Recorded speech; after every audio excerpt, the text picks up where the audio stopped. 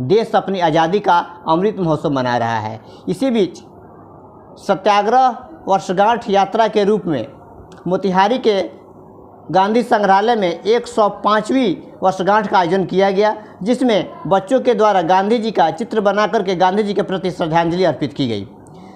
SSB commander officer Anshaj Srivastava और SSB पदाधिकारी सुनील कुमार के द्वारा गांधी जी को पूर्ण रूप से श्रद्धांजलि अर्पित की गई और सुनरदेव शर्मा जी के द्वारा और एसएसबी पदाधिकारी सुनील कुमार के द्वारा गांधी जी के श्रद्धांजलि में आइए सुनते हैं उन्होंने क्या कुछ कहा है।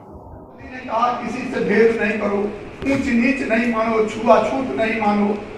छोटी छोटी बातें हैं। आज भी हम लोग छुआछूत के भेद में पड़े रहते हैं, जाति धर्म के भेद में पड़े रहते हैं। गांधी ने बताया कि नहीं, ये सम्मति नहीं, छुआछूत नहीं करो, शिक्षा लो, बढ़िया से पढ़ो। कुछ नहीं था, विद्यालय था ही नहीं, तो पहला विद्यालय इस देश का बहरवा लखनसेन में गांधी ने स्थापित किया, बुनियादी विद्यालय।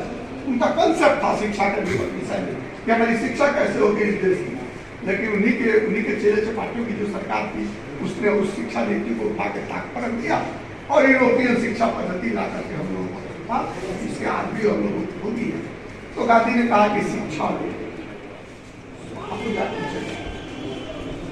तो यहाँ के कुछ लोगों को और लोगों को ले करके ये गए और गांधी जी ठीक से हिंदी में आधार था लोगों के जीविका का, अपना अन्न उपजाते थे और खाते थे। लेकिन जब अंग्रेज यहाँ आए और उन लोगों ने देखा कि यहाँ नील की फसल बहुत अच्छी उगाई जा सकती है, ये जमीन में नील की फसल, अब तो आप लोग नील को जानते भी नहीं होंगे, लेकिन एक समय था जब पेंट जो होता है, रंग पेंट जो होता है, वो पेंट नील से ही बनाया जाता था। कोई भी रंग बनता था उसका बेस नील होता था। बाद में केमिकल आ गया और केमिकल से बनने लगा, सभी रासायनिक रंग बनने लगे, लेकिन उस समय नील से बनता था और नील बहुत ही महंगा वो बिकता था। तो यहाँ पर नील की खेती कराने के लिए अंग्रेज आ गए, उन लोगों ने जमीनें ले ली और कानून बना दिया कि हर किसान को अपने 1 बीघा जमीन में 3 कट्ठा जमीन में नील की खेती करनी होगी। और भी खेत कौन होगा? जो अंग्रेज चुनेगा, जो सबसे बढ़िया खेत किसान का होगा, उसमें नील की खेती उसके अनुसार, उसके बताए अनुसार उसमें खेती, अब उसकी जुताई करनी है, उसकी गुड़ाई करनी है, उसे बीज देता था कि बीज दे दिया और लगा दिया और वो फसल तैयार करके और काट कर तैयार करके फिर अंग्रेज को दे देना था। वो नीलय कोठी में वो छोटे छोटे कारखाना रखे हुए थे जिसमें नील बनाते थे और टिकिया उसका, और वो विदेश जाता था। तो उसमें इतना जुल्म और अत्याचार किया जाता था हमारे किसानों पर, हमारे गांव के लोगों पर। जो लोग भी अगर कुछ मांग किया तो मांगना तो दुर्लभ है, अगर किसी कारण से उसके खेत में काम करने नहीं गए तो उसके लठैत मार के गोड़ हाथ टूट देते थे और हत्या तक कर देते थे। उस लोगों पर कोई केस मुकदमा भी नहीं चलता, इतना जुल्म और अत्याचार होता था। ऐसे समय में कुछ लोग हमारे यहाँ के थे, प्रबुद्ध लोग, जो जिन लोगों को यह आखड़ता था उसके खिलाफ आवाज उठाते थे। लेकिन छोटे छोटे लोग आवाज उठाते थे, उनकी आवाज को दबा दी जाती थी। कभी कभी थोड़ा सामूहिक रूप से भी प्रयास हुआ, फिर भी उसे दबा दिया। तो हमारे यहाँ एक राजकुमार शुक्ल पैदा होते किसानों के, जिन्होंने कसम खाई कि मैं इसके खिलाफ करूंगा, और वो लड़ाई उन्होंने शुरू की, लोगों को संगठित किया, गांव गांव में घूमे, पैदल घूमना घूमे और किसानों को संगठित किया। लेकिन उनके बाद बात से समझ में आई कि सिर्फ हम लोगों की लड़ाई लड़ने से ये लड़ाई कुछ नहीं।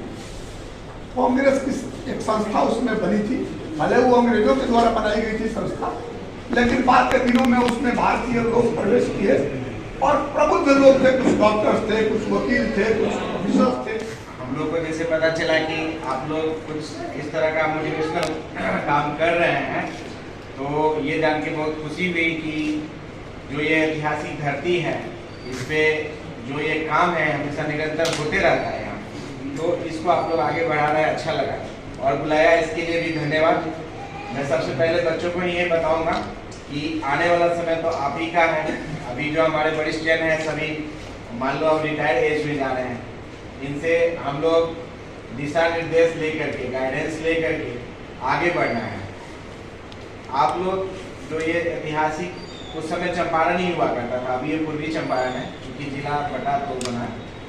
तो कहीं भी जाएंगे जब आप पढ़ेंगे तो गांधी जी के बारे में आपसे क्वेश्चंस पूछेगा ही। आप किसी भी इंटरव्यू में जाएंगे, किसी भी परीक्षा में जाएंगे, तो गांधी जी एक ऐसे कैरेक्टर हैं जो राष्ट्रपिता जो बोला जाता है, तो उनसे छूटा हुआ कुछ नहीं। तो आप ये जो कार्यक्रम हुआ है इसको अपने व्यवहारिक जीवन में उतारना है कि गांधी जी कितने सिंपल थे। आपने उनका फोटो देखा होगा, बाद में जब अंग्रेजों ने मतलब कपड़ा पर भी वो लगा दिया था, तो अपना कटाई करके वो मान लीजिए बुनाई करके पहनते थे, तो एकदम छोटा सा कपड़ा आपने देखा होगा मैक्सिमम, माने जब वो रहते थे, लेकिन जब दक्षिण अफ्रीका में तो बैरिस्टर थे, पूरा कोट वगैरह सब पहनते थे।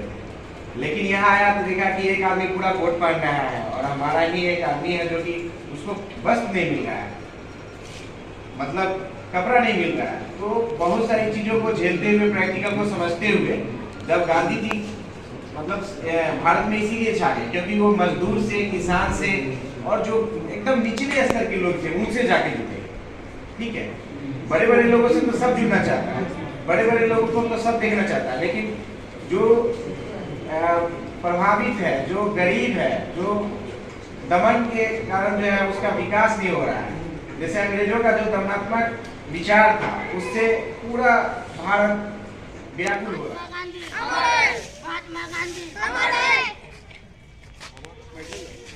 भारत माता के, भारत माता के, भारत माता के, वंदे वंदे वंदे, महात्मा गांधी, महात्मा गांधी।